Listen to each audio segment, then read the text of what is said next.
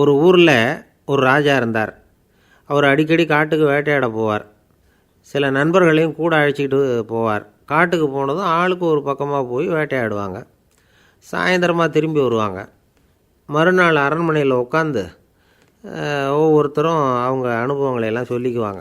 அவங்க வீரத்துக்கு தகுந்த மாதிரி பரிசை அந்த ராஜா கொடுப்பார். இது மாதிரி ஒரு தடவை எல்லாரும் வேட்டைக்கு போயிட்டு திரும்பி வந்ததும் உட்காந்து பேச ஆரம்பிச்சிருக்கிறாங்க. ஒருத்தன் சொன்னான், தன்னுடைய வீர தீர செயலை பற்றி அளக்க ஆரம்பிச்சிட்டான். ஏன்னா அதுக்கு பரிசு கிடைக்க போகுதில்ல, அதனால். அவன் என்ன சொன்னான் தெரியுமா? அரசே, நேற்றுக்கு காட்டில் என்னாச்சு தெரியுமா? எனக்கு நேராக ஒரு சிங்கம் வாயை திறந்துக்கிட்டு வந்துட்டுது. நான் பயப்படவே இல்லை. உடனே ஒரு கல்லை எடுத்து குறி பார்த்து வீசினேன். சிங்கத்து வாய்க்குள்ளே போய் அந்த கல் மாட்டிக்கிட்டுது. அவ்வளவுதான். அந்த சிங்கம் என்னை பார்த்துட்டு பயந்துட்டு ஒரே ஓட்டமாக திரும்பி ஓடி போயிட்டுது அப்படின்னா. ஆஹா பலே அப்படின்னு எல்லோரும் கை தட்டினாங்க. ரெண்டாவது ஆள் ஒருத்தன் எழுந்திரிச்சான். அவன் சொல்ல ஆரம்பித்தான், அரசே, நான் போன வழியில் 2 பெரிய மலைப்பாம்பு கிடந்தது. என்னை முழுங்கிறதுக்கு வந்தது. நான் என்ன பண்ணேன் தெரியுமா? அந்த 2 பாம்போட வாலையும் ஒன்றா சேர்த்து முடிச்சு போட்டுட்டேன். அவ்வளவுதான். அது அங்கே இழுக்க இது இங்கே இழுக்க முடிச்சு நல்லா இறுகி போட்டுது அப்படின்றான். ஆஹா அற்புதம்னு சொல்லி எல்லாரும் கை தட்டினாங்களாம். அடுத்தபடியாக மூணாவது ஆள் ஒருத்தன் வந்தான். அவன் சொல்ல ஆரம்பித்தான், மன்னா, நான் போன பாதையில் குறுக்க ஒரு ஆறு. அதில் இறங்கி குளித்தேன். யாரோ காலை பிடிச்சி இழுக்கிறது மாதிரி இருந்தது. திரும்பி பார்த்தா ஒரு பெரிய முதலை. நான் உடனே அப்படியே ஒரு துள்ளல் துள்ளி அது முதுகில் போய் உக்காந்துக்கிட்டேன்.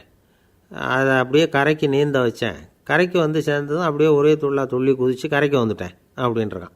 அவன் தன்னுடைய வீரத்தை அப்படி சொல்லியிருக்கான். அடடா எப்பேற்பட்ட வீரம் அப்படின்னு எல்லாரும் கை தட்டினாங்களாம்.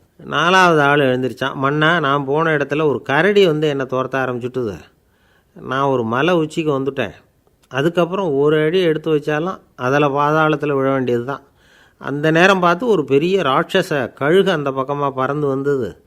நான் உடனே அப்படியே உயர எழும்பி அந்த கழுகோட காலை பிடிச்சிக்கிட்டேன். அப்படியே தொங்கிக்கிட்டே வந்தேன். ஒரு நல்ல இடம் வந்ததும் தொப்புன்னு கீழே குதித்து நடந்து வந்துட்டேன்னா. இதுக்கும் எல்லோரும் கை தட்டுறாங்க. கடைசியாக ஒரு ஆள் எழுந்திரிச்சான். அரசே, நான் வந்து போன வழியில் ஒரு பெரிய யானை குறுக்க வந்தது. பயங்கரமாக சத்தம் போட்டுக்கிட்டே வந்தது. நான் பயந்து ஓடலை. உடனே என்ன பண்ணேன் தெரியுமா? அந்த யானையோட வாலை பிடிச்சி தூக்கினேன். தலைக்கு மேலே தூக்கி கரன்னு சுற்றினேன். வேகமாக சுற்றி வீசி எறிஞ்சேன். அவ்வளவுதான். அதே ஸ்பீடில் அந்த யானை மேலே போக ஆரம்பிச்சுட்டுது. இன்னும் கூட அது போய்கிட்டே தான் இருக்குது, கீழே விழவே இல்லைன்னா. இதை கேட்டதும் ராஜாவுக்கு கோபம் வந்துட்டுது. என்ன முட்டாள்னு நினச்சிக்கிட்டு பேசுகிறியா? யானையை வந்து நீ வாலை பிடிச்சி தூக்குன, அதை நான் நம்பணுமா அப்படின்னார். உடனே இவன் பணிவாக பதில் சொன்னான். அரசே, ஒரு சிங்கத்து வாயில் கல் மாட்டிக்கிட்டதை நம்புறீங்க. மலைப்பாம்பு வாலை பிடிச்சி முடிச்சு போட்டதை நம்புறீங்க.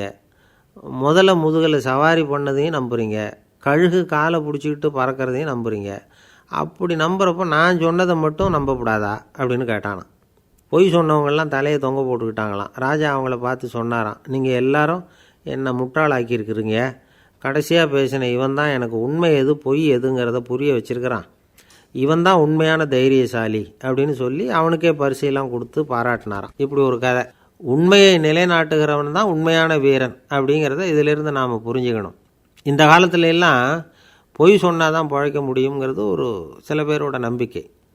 ஒரு அப்பாவுக்கு தன் மகனுக்கு பொய் சொல்ல தெரியலையேங்கிற கவலை.